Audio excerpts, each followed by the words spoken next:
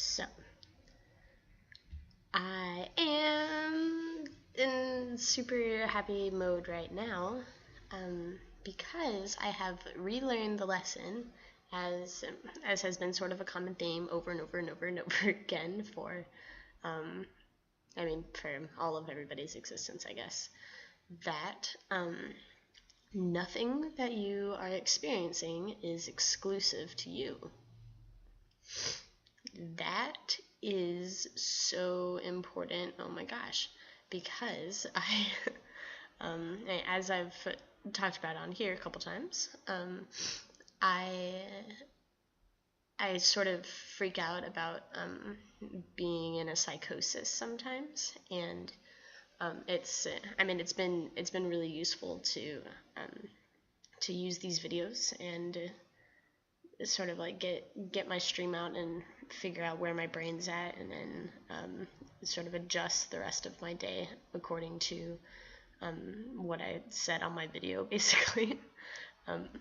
But one of the key flaws in what I was doing was that I was only looking for answers inside of myself, right? Like I'm searching my brain for answers about why my brain isn't functioning properly or whatever. And that's okay. Anyways, it doesn't matter.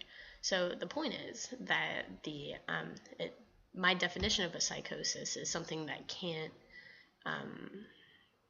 validate itself outside of itself.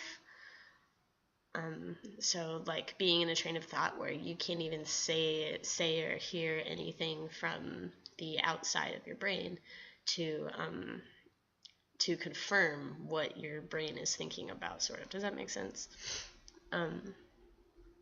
So as I am seeking ways to get out of a psychosis, I am still playing within the operational guidelines of being in a psychosis, of not understanding that everything is stimulus and response. So I'm not just making the shit up,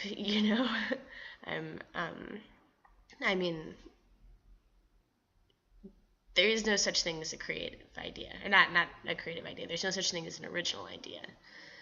Everything comes from somewhere. Everything is caused by something else. And there is no first cause. No, there is no first cause, because the causal line is infinite. So eventually it just goes back into another part of the cycle where the first cause was actually caused by this other thing that happened or whatever. So a really good way to look at how your brain works, or I don't know, what your habits are, what you're inclined to, or whatever. This is gonna be a shocker. Wait for it. You look at your family, bro. And not in the sense that it's the family's fault, or it's like the fault of your lineage. But that's important information to take into account. Duh, that's like your genes and stuff. That's like your coded information. And I'm telling this to myself because I totally didn't do that. And and there's also been, I think, some covering up and some lack of frame of reference, and a lack of point of reference for folks in my lineage, I think, or that's my understanding. So it's not that. Maybe if I would have asked, I wouldn't have been able to know, because they don't even know, But I can know the way that it manifests in their lives, and then realize that it's sort of the same way that it's manifesting in my life, and be like, I bet there's something to that, and then I can go through my lineage and figure out what the F, and it's really relieving, because then it's not just like, oh, I think I have this demon inside of me that wants to make me crazy, or makes me want to tell stories, or makes me want to be addicted to drugs or something.